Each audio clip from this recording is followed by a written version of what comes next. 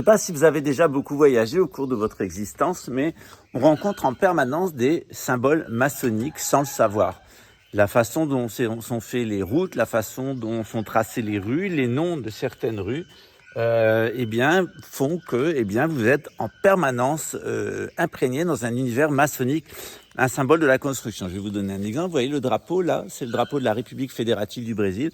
Ce drapeau, il est inspiré de l'ancien drapeau de la monarchie brésilienne, mais sa couleur, sa forme en tant qu'œil, 666, et puis tout ce qu'il y a derrière, eh bien, c'est maçonnique. Voilà.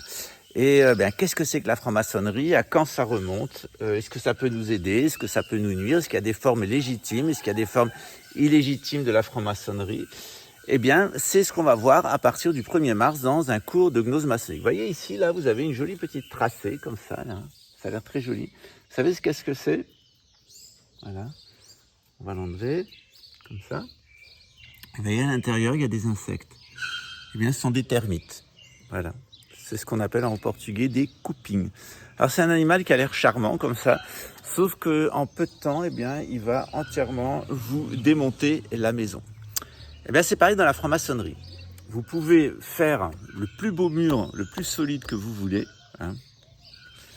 Si vous avez cette toute petite bête, eh bien, elle va tout vous démonter en 2-3 mouvements. Alors, il y a plus de 5000 ans, il y a des maîtres maçons qui ont construit en Égypte la pyramide de Saqqara et ils ont l'idée de faire descendre votre être astral pour faire de vous un meilleur être humain. Puis à la fin des temps, eh bien, il y a des anti-francs-maçons qui s'appellent toujours francs-maçons mais qui font exactement le contraire et qui vont faire monter du sous-sol votre être infernal pour tout détruire dans votre vie et tout détruire sur Terre. Il y a une franc-maçonnerie au début et à la fin, il y a une anti-franc-maçonnerie. Elle est même pas de la maçonnerie puisqu'elle ne construit rien et elle est même pas franche puisqu'elle est fausse.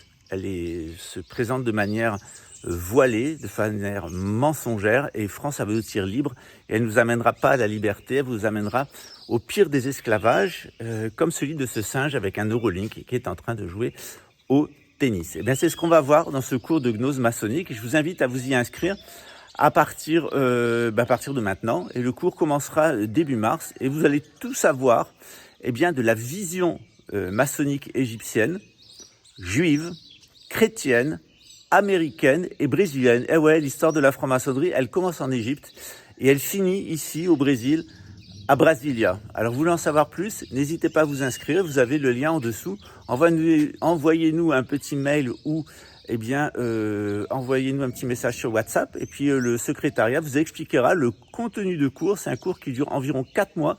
C'est tous les 15 jours, le dimanche, 3 à 4 heures. Et à l'issue de ce cours, vous saurez tout. Vous saurez tout sur l'Égypte, vous saurez tout sur la radionique. Et au final, vous saurez comment on est en train de vous détruire et de vous faire posséder par des démons. Et ça s'appelle la psychotronique Guineguineguinelola. Voilà. Vous allez voir comment on en arrive à voir des grands prêtres d'un extraordinaire niveau de spiritualité dans la radionique et à la fin, des déchets génétiques, des saloperies qui travaillent dans la psychotronique aux écoutes.